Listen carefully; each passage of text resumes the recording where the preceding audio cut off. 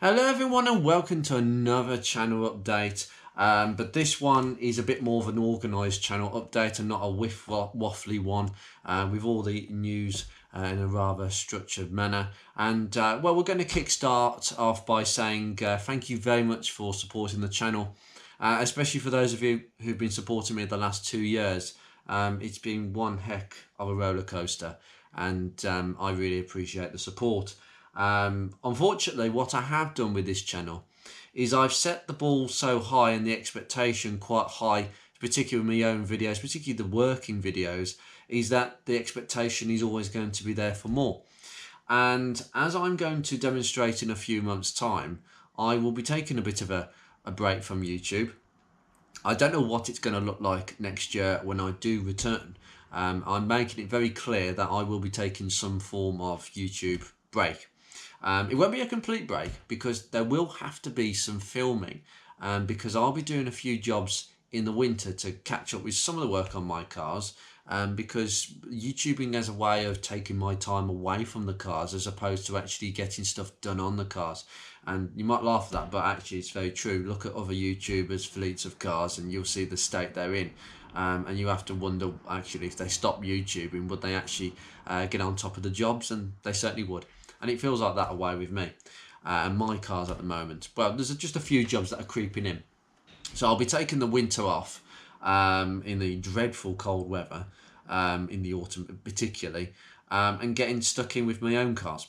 Some of which I've already sort of described and filmed in the past, and some of which are completely new, and I'll try and do a little bit of video, but it won't be as detailed as what has previously gone before, because I want to strike up a balance between doing things and filming it in a manner that people can take away something, some advice, and even do maybe that job on their own car and have some idea of what it entails, and maybe how hard or easy some of these jobs are, and that's the important thing. But anyway, I'm going to leave that there. There are many videos coming up in the next month, which are of massive interest. And for the next 2 months, it's just chocker. I usually do one video every 2 days at the moment, but I am going to stretch one every 3 maybe, depending on how many videos I've got to pump out before probably October, which is when I take my YouTube break. But today, very much an interceded channel update in a needy time. The Rover, for instance, Project Beatrix, we'll start with Project Beatrix. She continues to work well for me, and there has been really nothing to report. There might be some traces of an air leak still in the system.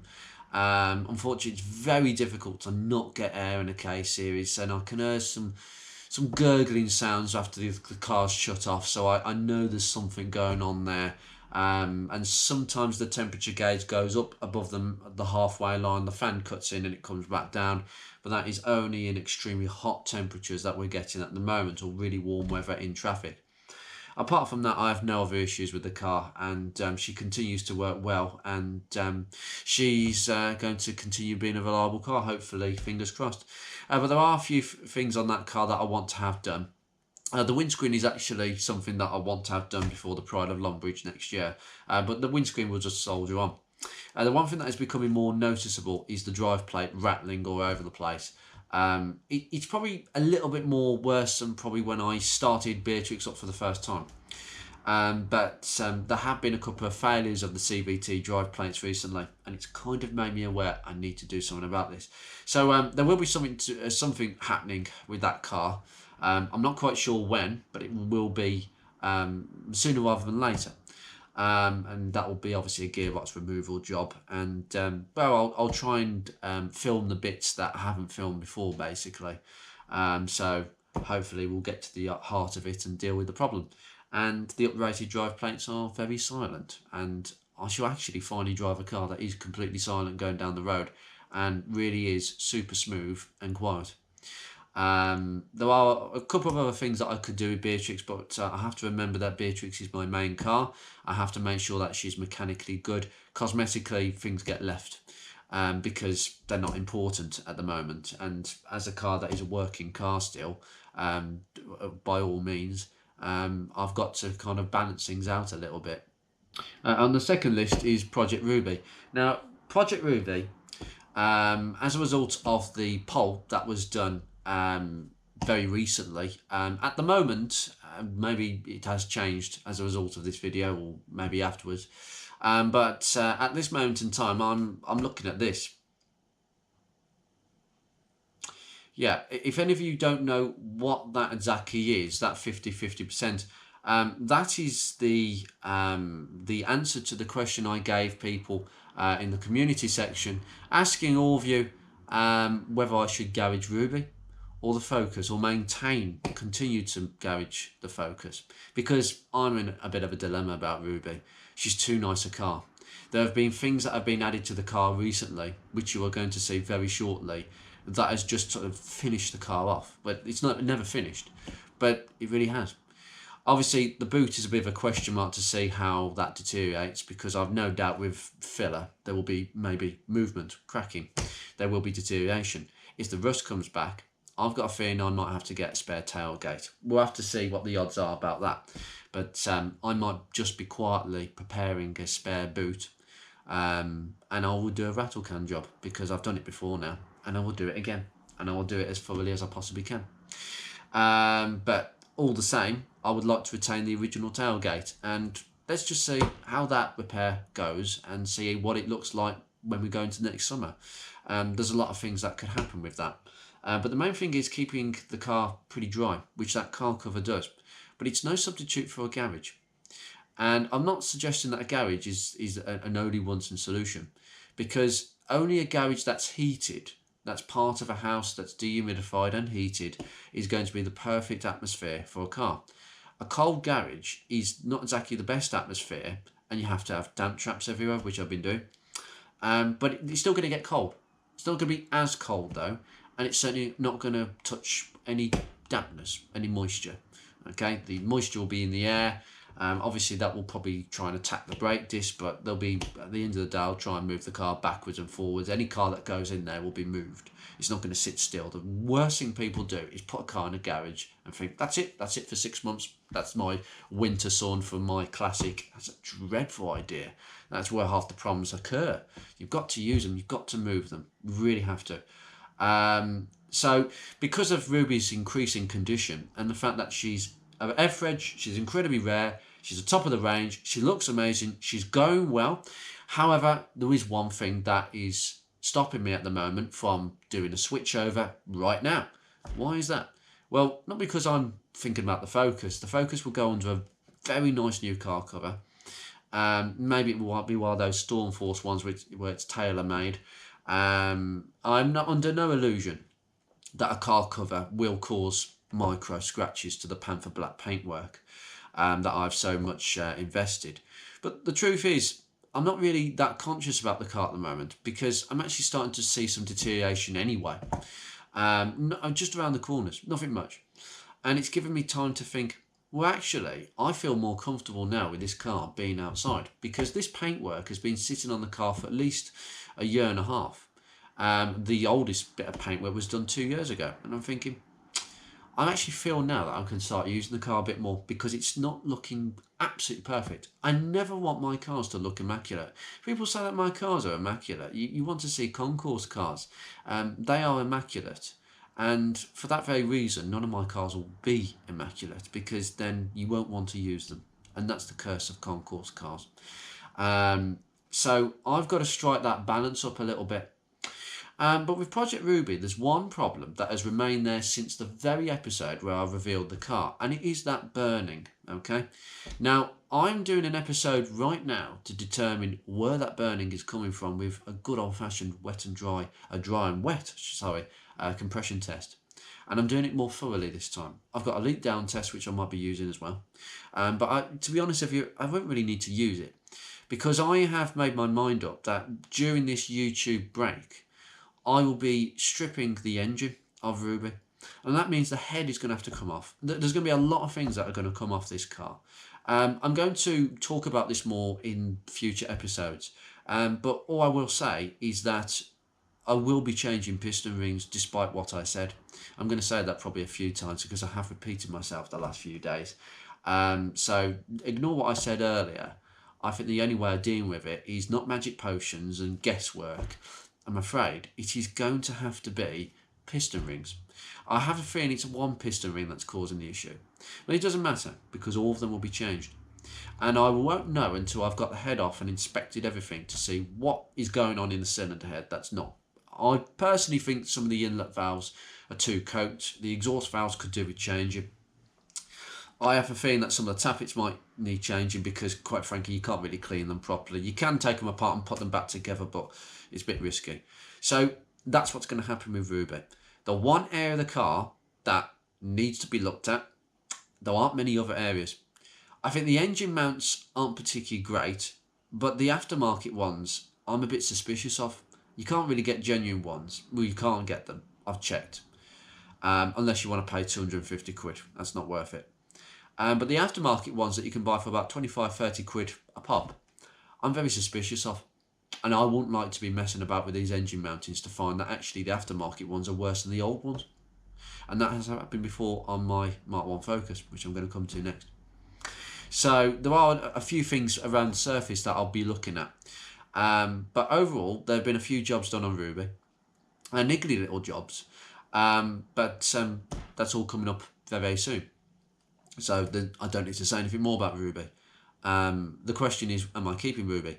Well, I'll let you know about that once the engine job has been done and the pistons have been broken in. You have to break it in.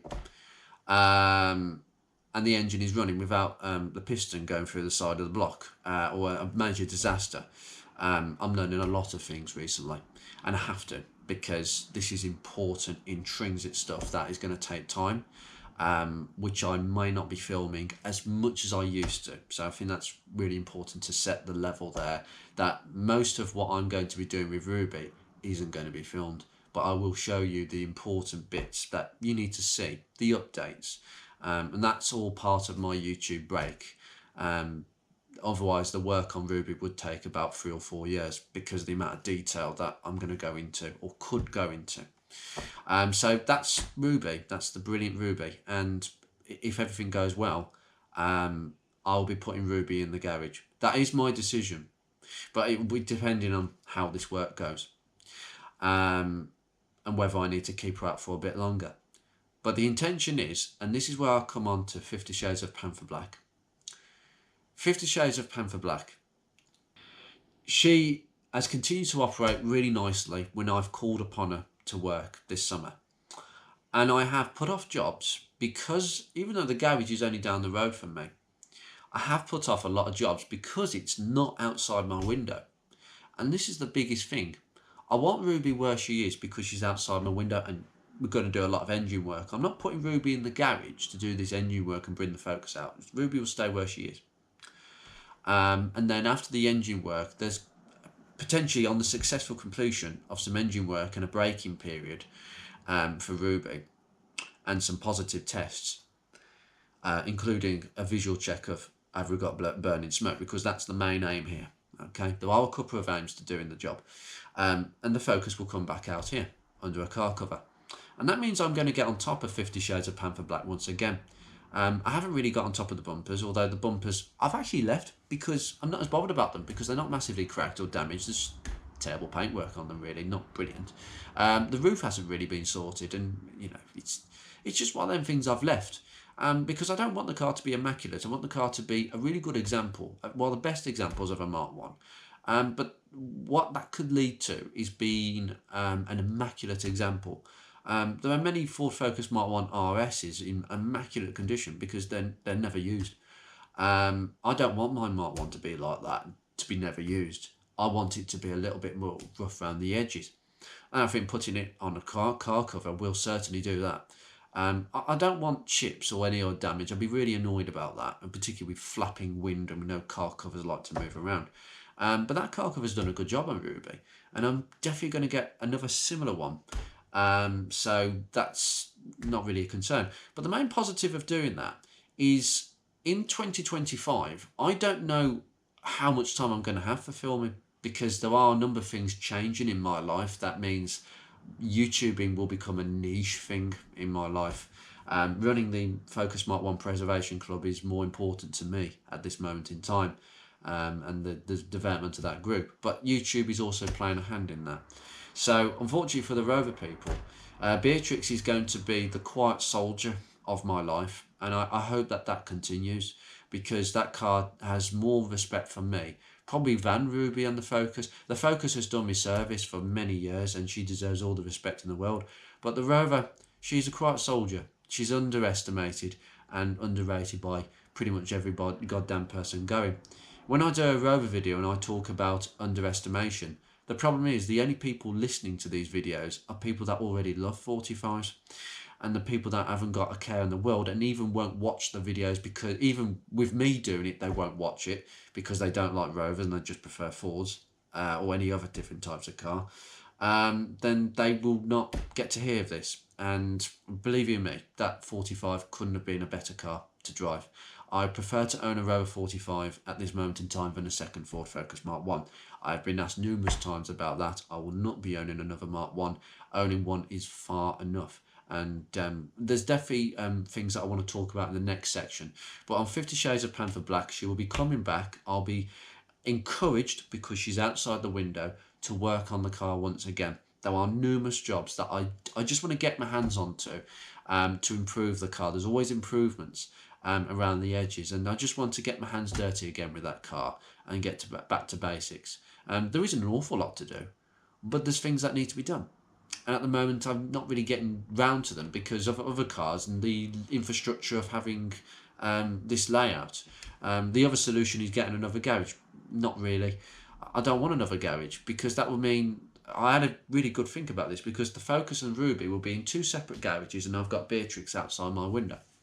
Well, why is that going to encourage me to work on either car? Because in the winter, when both Ruby and the Focus are sawned because I can't drive it in the wet, so that means I've got to I've got to tax it for an entire month just to get it to my house. How pathetic is that? That's going to waste a lot of money.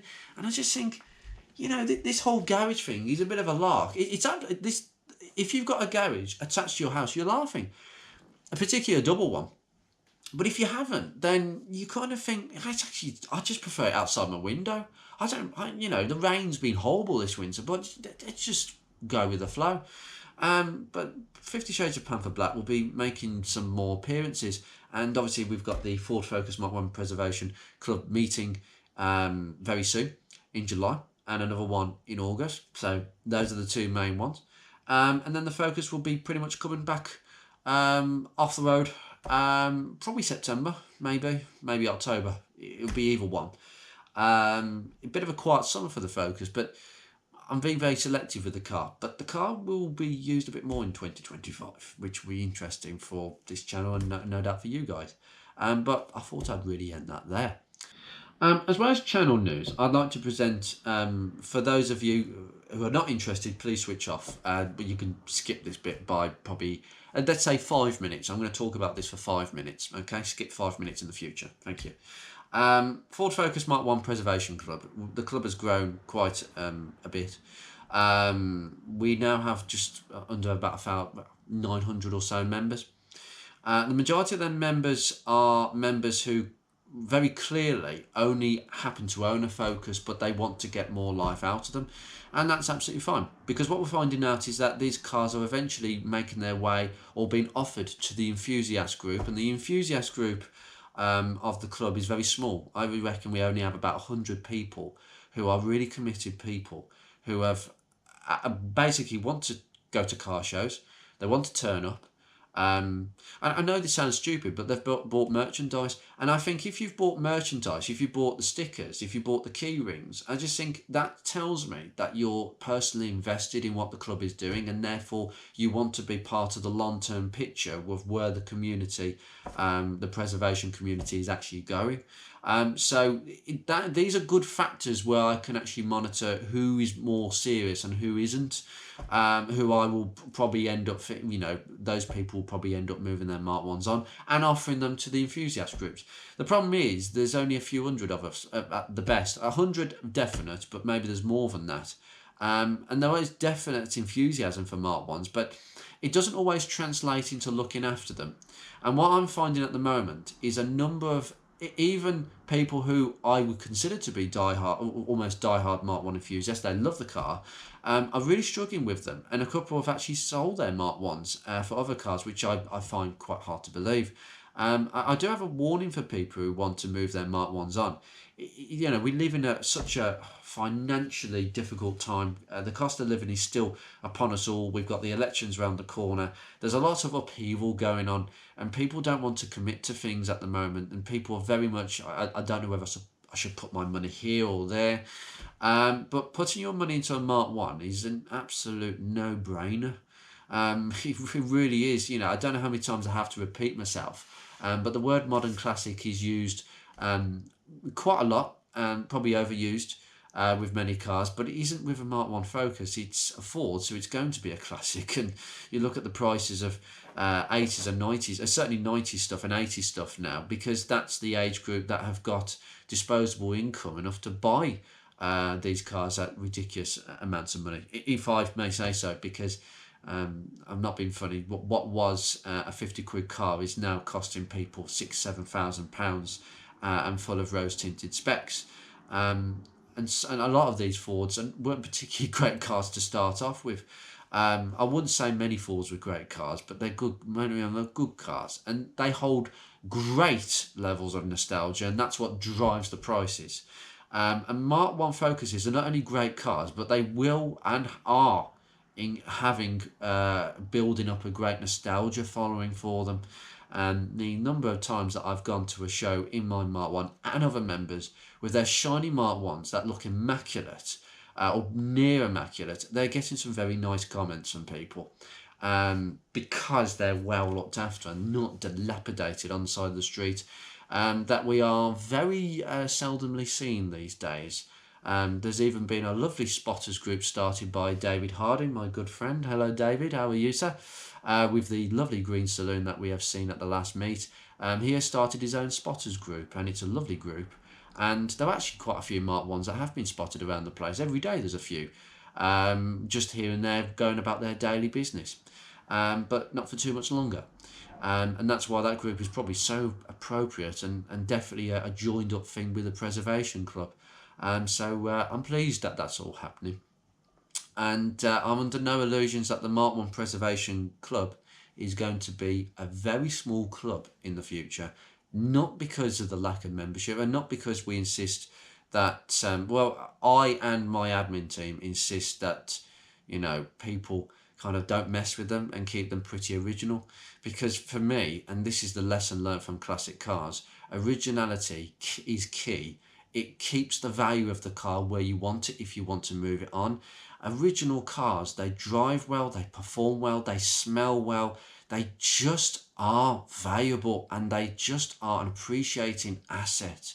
So, you know, originality is just key, and that's why we bang on about this and we really want to see this.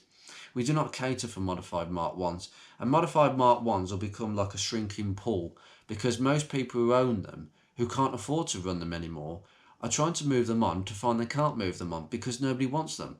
The only car that a Mark 1 enthusiast wants is an untouched original one, and that is why originality is key with these cars. So no offence to both sides of the pond, but my originality values are very deep within, and there's a very good reason for that, as I've just said.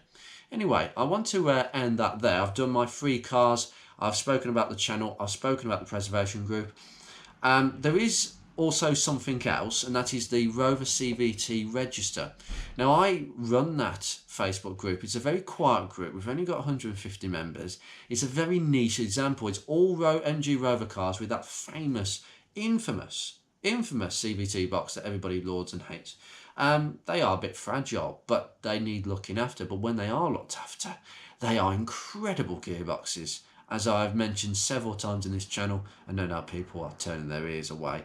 How can a CVT be good? Well, most cars are CVTs these days. If you haven't noticed, a lot of cars are offered as CVTs when the automatic version is available. You just don't know it half the time. They are completely and utterly seamless.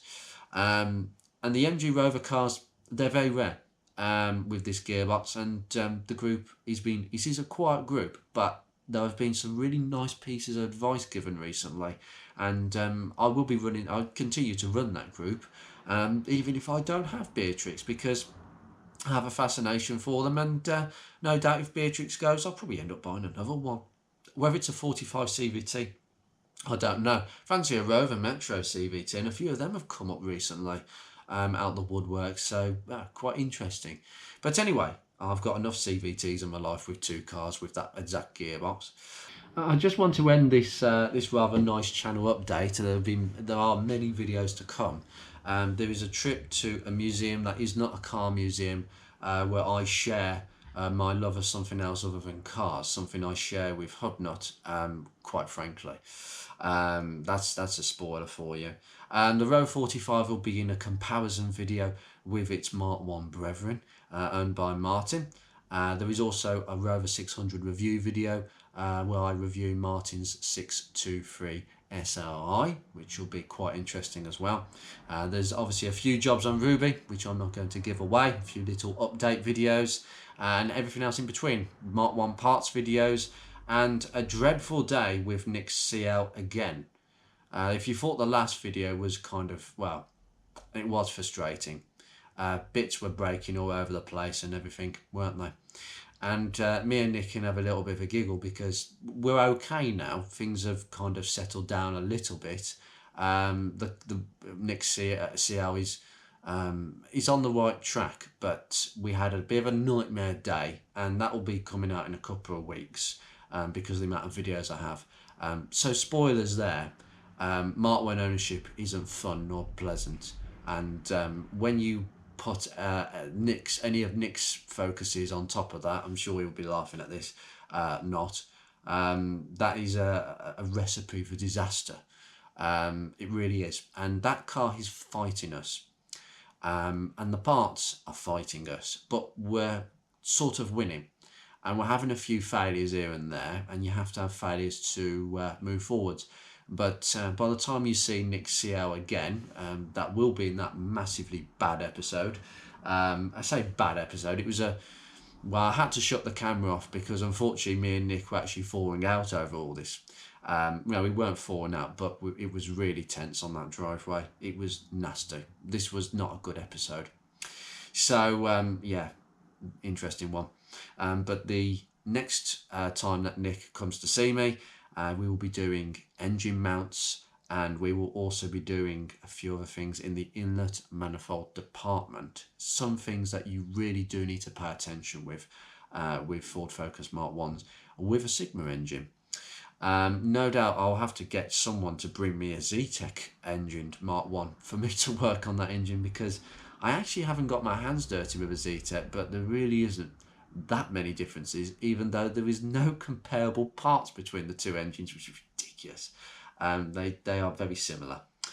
They are similarly great. But I'm going to leave you here with a couple of really funny anecdotes. So one of the comments on one of my oldest videos, when I did an engine oil change on Beatrix originally, unfortunately one of the subscribers put in this ridiculous comment. Unfortunately the comment disappeared for some reason after my response, because it was quite funny. I've had a lot of funny comments, and this has to take the biscuit. I do hope that you're not allergic to engine oil, because it may contain engine oil.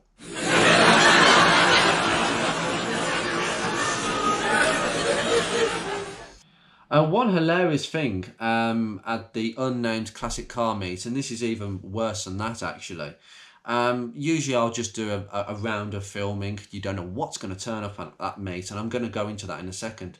And I was just by the car sorting all my business cards out, and just on the back of the car, some bloke came round and he sort of did this. Do you know that you look the spitting image of that guy off YouTube? Oh, really? You look absolutely identical to him. Yeah, I mean, his name's Andrew. He's got like a car tinkering program. You know, he does a lot of Focus Mark ones and all that. Yeah, that's me. That's me. I'm Andrew. Yeah, I'm right in front of you. Yeah, how are you? Honestly, you're not Andrew. You can't be. No, no, no, no. You look like him, but you can't be. I think you wish you were. I was getting absolutely awfully cross at this stage. I thought, excuse me, and he just walked off. And I was like, hey, what? I'm absolutely speechless. Honestly, how can anybody confuse me as anybody but me? And there's me, shouting at him, trying to no, I am me. And I've had a few people look at me in absolute stitches. Honestly, I just can't understand some people. I mean, that is more or less than anything else. Ah, Jesus Christ, there's me, apparently I am pretending to be somebody I am not, of which I am. Please, honestly, if you've got any crazy car stories like that, or anything ridiculous, please let me know, because I thought that'd be a nice way of ending this. But I am going to end it with one final message. So those of you who have bothered to listen through this and are still listening, thank you very much, because you obviously are people that have definitely followed me for quite a while and are interested in what I have to say and what I'm doing with my life and all this stuff. Okay, really, it doesn't matter. It's the fact that I'm part of a massive car community, and I am an insect on a beach. You know, we are all insects, and we make up a beach, and it's a lovely beach. It can be a divisive beach. People will argue that I'm dividing a Mark 1 community between original and modified. I'm afraid it was already divided before I really started, to be honest. But, you know, there are always divisive figures, and I have to go down a path that I am leading, and the naysayers can go away, because I will just have this vision and I don't listen to naysayers. But amazingly, there are some amazing people that I really want to meet. And that's why I'm going to offer the chance for people to make their way to me. Not here, by the way. I don't usually reveal where I'm going in terms of car shows, but I am going to reveal a location. It is very potential that Project Ruby this Sunday will be going to that very, very good unnamed classic car meet in Stourbridge. It starts at 10 o'clock. You can get there for 9:30, most people do. Most people have probably gone by 1 or 2 o'clock because it is a breakfast meet. But it is, if you live within the West Midlands and you are prepared to travel to come and see me and Ruby, please feel free. Because that day I probably won't be filming too much. I'll be wanting to stay near the car just in case anybody want to actually come and say hello. And you'll be finding me going around with the camera. So it is an opportunity for people to find me and Ruby if you want to say hello in person, because I'm very aware that because of my privacy, I don't want people coming around here. I had somebody came round quite a long time ago, and it shut me up a little bit, because you don't expect people to find you when you're very careful about not giving out your address and being very private about what you do. I mean, I don't know how you can be private and run a social platform like YouTube, but I do, and I have I think I am entitled to privacy within my own domain. This is my palace, my kingdom, my everything here. And only people that I want to come here will come here, basically. And that's kind of like all of us, really, isn't it? With our properties and where we live, it's everything. So I'm given the opportunity for people to come to a place where I'll be going in Project Ruby. And you can see the car, you can meet me, you can chat away, and all day. I've got all morning, and it is a good opportunity. So I will ask people to take advantage, because I will not be revealing where I'm going anywhere and any other time. So please come and say hello. That's all I say. But otherwise, on Sunday, it is this Sunday, Sunday the 30th. Okay, Sunday the 30th, the unnamed classic car meet. 9:30 ish, which is when I'll probably get there. Please, if you can come and say hello. If you've got a Mark 1 Focus and you don't live far around the West Midlands, if you can come, it's last minute, but please come. So there you go. I'll leave that here for those of you who will bother to have actually bothered to watch this video, because I know not everybody does. But those of you who obviously watch these videos, I would love to meet you.